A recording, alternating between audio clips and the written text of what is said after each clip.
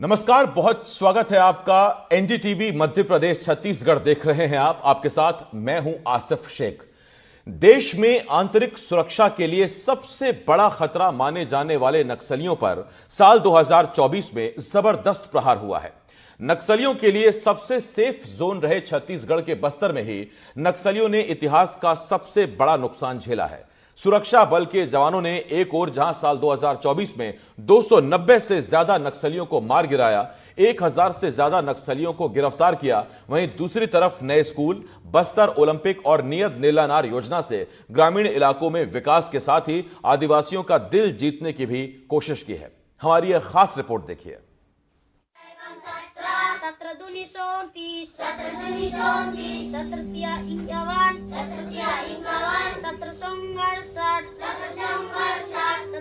उम्मीदों का ये पहाड़ा छत्तीसगढ़ के उस बस्तर में पढ़ा जा रहा है जहां खौफ की कहानियां कहते लोग सहम जाते हैं। 4 खिलाड़ी आदिवासी युवा उस बस्तर में ओलंपिक खेल रहे हैं जहां खौफ की जमीन तैयार कर नक्सली खूनी खेल खेलते रहे हैं।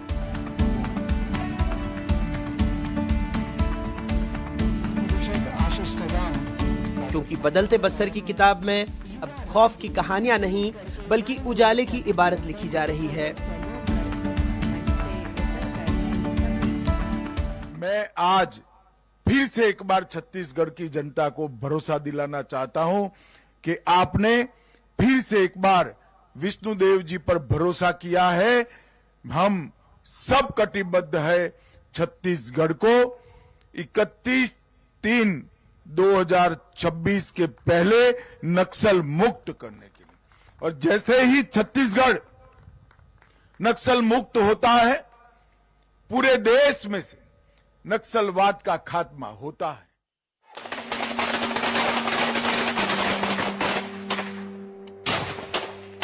सुरक्षा बल के जवान नक्सलियों पर ताबड़तोड़ प्रहार कर रहे हैं। इसका ही नतीजा है कि साल 2024 छत्तीसगढ़ में नक्सल समस्या के खिलाफ सबसे सफल साल रहा है। छत्तीसगढ़ पुलिस ने बहादुरी के साथ एक साल में इस संकल्प पर आगे बढ़ने का काम किया है और ढेर सारी उपलब्धियां नक्सलों के खिलाफ लड़ाई में छत्तीसगढ़ की जनता ने प्राप्त की है। भाइयों बहनों, एक साल में 287 नक्सलियों को न्यूट्रलाइज किया गया, लगभग 1000 नक्सली गिरफ्तार किए गए और 837 नक्सलियों ने आत्मसमर्पण किया है। इसी से मालूम पड़ता है कि राज्य सरकार बदलने से नक्सलवाद के खिलाफ लड़ाई को कितनी गति मिली है। साल 2024 में छत्तीसगढ़ में 290 से ज्यादा नक्सलियों को मारा गया। इसी साल 1000 से ज्यादा नक्सली गिरफ्तार किए गए। 2 अप्रैल को बीजापुर में 13 नक्सली मारे गए। 16 अप्रैल 2024 को कांकेर जिले के छोटी बेटिया में 29 नक्सली मारे गए। छत्तीसगढ़ के इतिहास में नक्सलियों के खिलाफ पहली सबसे बड़ी सफलता थी। 10 मई को बीजापुर में 12 नक्सली ढेर हुए। 23 मई को नारायणपुर के जंगलों में 8 नक्सली ढेर हुए। 15 जून को ओरछा इलाके में 8 नक्सलियों को मारा गया। 3 सितंबर बीजापुर दंतेवाड़ा में 9 नक्सली ढेर हुए। 4 अक्टूबर 2024 को सुरक्षा बल के जवानों ने सफलता का रिकॉर्ड तोड़ते हुए दंतेवाड़ा के थुलथुली के जंगल में 31 नक्सलियों को मार गिराया।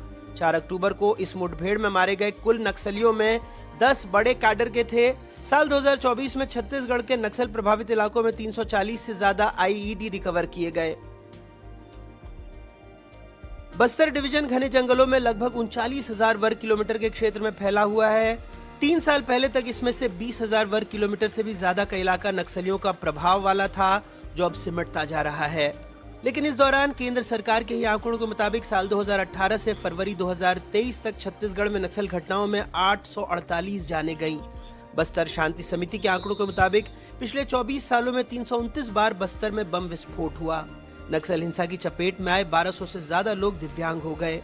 40 साल से बस्तर नक्सल हिंसा की चपेट में है। बस्तर संभाग के दंतेवाड़ा, सुकमा, बीजापुर, नारायणपुर, कांकेर समेत सभी 7 जिले नक्सल प्रभावित हैं।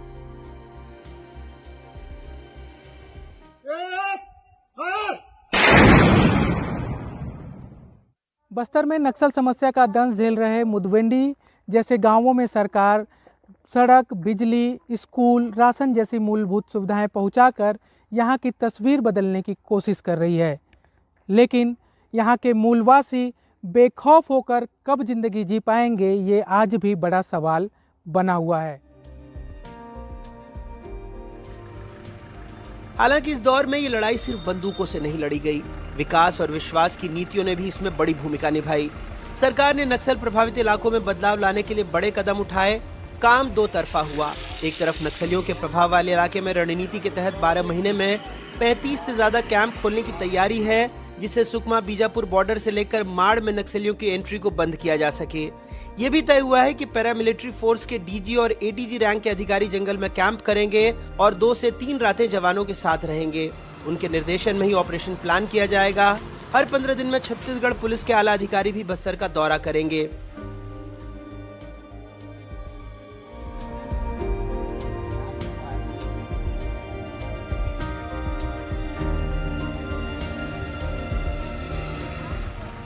सुरक्षा बलों के कैंप के साथ विकास योजनाओं की भी शुरुआत हुई।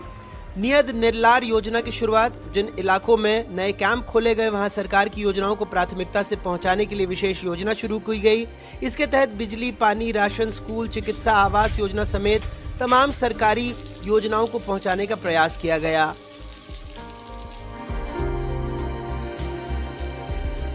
परिवर्तन का, क्रांति का, इनकलाब का।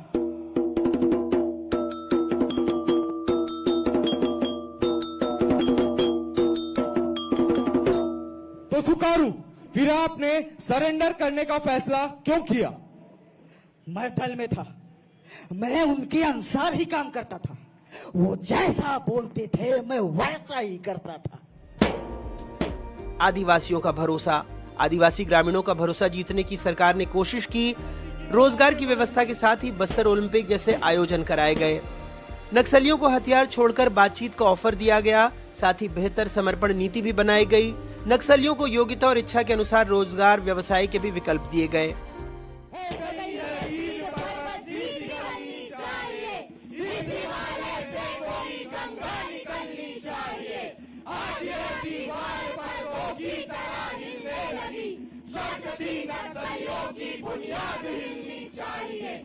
जैसे 5 लाख की इनामी रही। सीसी मेंबर मुरली दादा के प्लाटून के सदस्य जयमंती वंजाम और ओडिशा में सक्रिय रही, आज डीआरजी में काम कर रही हैं और अपने भाई बहन को पढ़ा रही हैं। कब नक्सली बने आप? सर मैं 2007 में। 2007 में सर तो किसके साथ काम किया आपने? कौन सा एरिया था आपका? सर मैं भैरंगढ़ में एरिया में थी। विल्ला नाम का है, डीवीसी नंबर है। अभी उन्हीं का प्लाटून में थी सर। 2010 तक थी। यहाँ से उड़ीसा चली गई मैं वहाँ पे। सीसी नंबर है मुरली दादा, उसी के साथ थी सर। उनका प्लाटून स्पेशल नाम का था, उसी प्लाटून में काम करती थी। अच्छा, कितने इनकाउंटर में आप शामिल रहे हैं? जब सर मैं 5-6 से ज़्यादा शामिल थी। मैं मुरली दादा, सीसी नंबर है वहाँ पे, स्पेशल प्लाटून में थी वहाँ पे, उसी के साथ काम किया। अच्छा, और कितना आपके ऊपर इनाम रहा है? सर 5 लाख का इनाम। 5 लाख तक। यहाँ पे आने के बाद बहुत अच्छा बदल गया। मेरे भाई बहन को मैं अपने साथ हूँ, साथ पढ़ा रही हूँ। अच्छा है, मैं सोचती हूँ कि मेरे जैसा अनपढ़ ना हूँ। मैं समझ नहीं पाई, इसी के वजह नक्सली में चली गई थी करके सोचती हूँ। सर अच्छा लग रहा है यहाँ पे, बहुत अच्छा। मेरे को शासन के द्वारा नौकरी दिए हैं, छत्तीसगढ़ कांस्टेबल बनी हूँ मैं। अभी ट्रेनिंग करके भी डीआरजी में हूँ सर।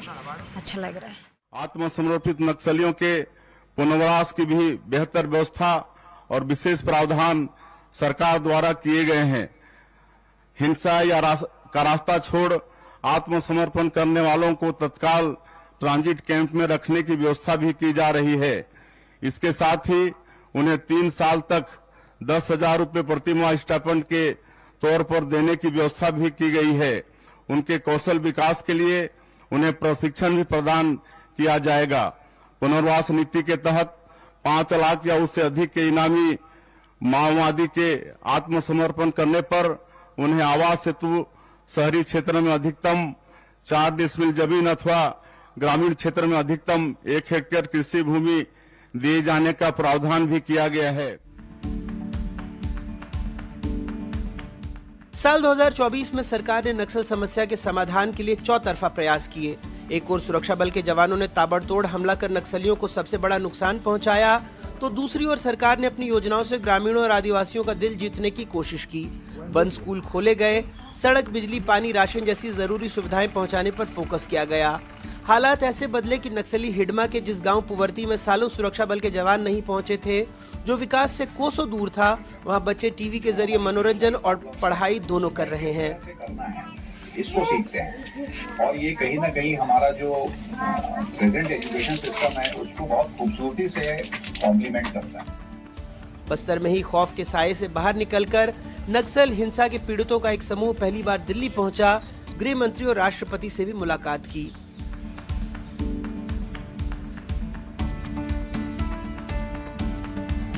चार दशक से बस्तर में जो नक्सल समस्या चली आ रही है उसका त्वरित समाधान होना चाहिए।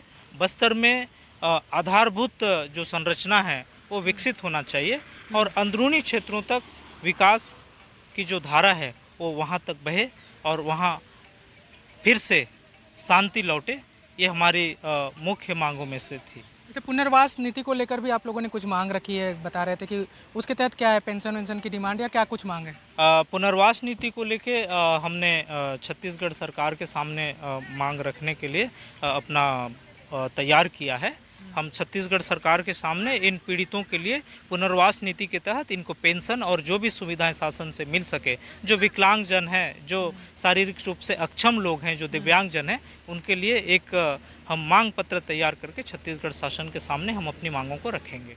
बस्तर में जो समस्या इतनी विकराल समस्या थी, क्या उसका समाधान होता नजर आ रहा है आपको? हाँ, हमें अपेक्षा, हम लोग आए हैं बस्तर शांति समिति की तरफ से और नक्सल पीड़ितों को लेकर के जो हमने 2 दिन से कार्यक्रम लगातार चल रहा है। माननीय गृह मंत्री से भी वो सब सारी चीज़ें मतलब चल रही हैं। आपको उम्मीद क्या लग रही है, उस पर बताएंगे?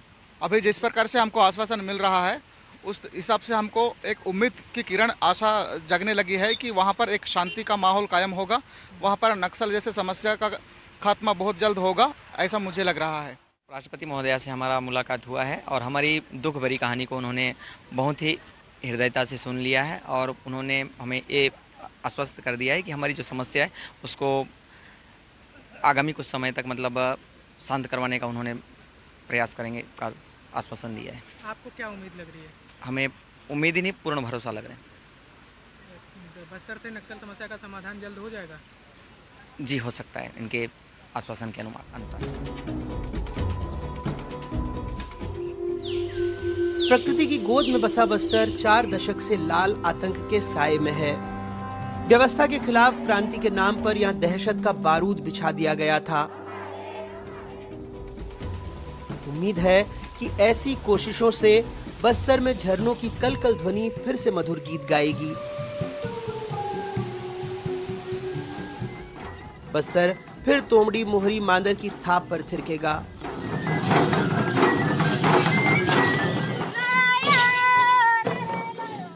अनोखी संस्कृति, परंपराओं, खान पान, रहन सहन और कुदरत की सुंदरता को जिस बस्तर ने अपने बस्ते में समेट रखा है, उस बस्ते में फिर से झांकने पर खजाने के रूप में आमचो बस्तर, किमचो सुंदर की पहचान ही नजर आएगी।